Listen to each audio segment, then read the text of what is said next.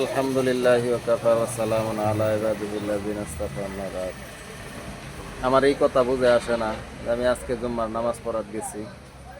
তো যাওয়ার পরে দেখলাম দরজার এখানে গেট, মসজিদের গেটের এখানে একজন মানুষে কালা কাপড় মানুষের ডানার মাঝে বাইন্দা বাইন্দা দিতেছে।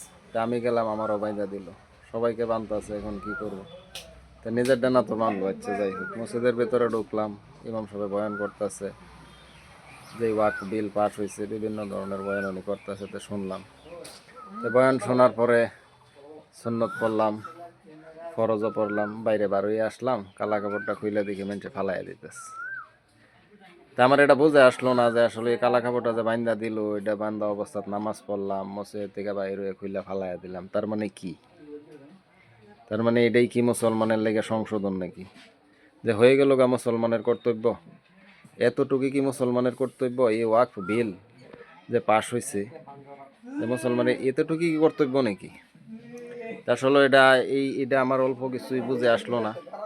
তা আমি এই ওয়াকফ বিল সম্পর্কে আমি এই কথাই বলতে চাই যে এটা হচ্ছে আমাদের হাতের কামাই। আজকের দিনে যে ওয়াকফ বিল যে পাশ হয়েছে হিন্দুস্তানের জমিনের মাঝে, এটা মুসলমানদের হাতের কামাই, আমাদের কর্মর ফল। হ্যাঁ, আমাদের আমরা আজকে মসজিদগুলারে আমরা গির্জাঘরের মতন ব্যবহার করতেছি। আমরা যাই শুক্রবারে, খ্রিস্টানরা আসে রবিবারে। মসজিদ আর গির্জার মাঝে আজকের দিনে আমরা পার্থক্য অতটুকুই রাখছি। বাহি সপ্তাহ আমরা দুনিয়াবি বিভিন্ন খাহেসাত, নাফরমানি, বাটফারি, পাপাচার, জিনা, সুদ এগুলোর মধ্যে আমরা ব্যস্ত।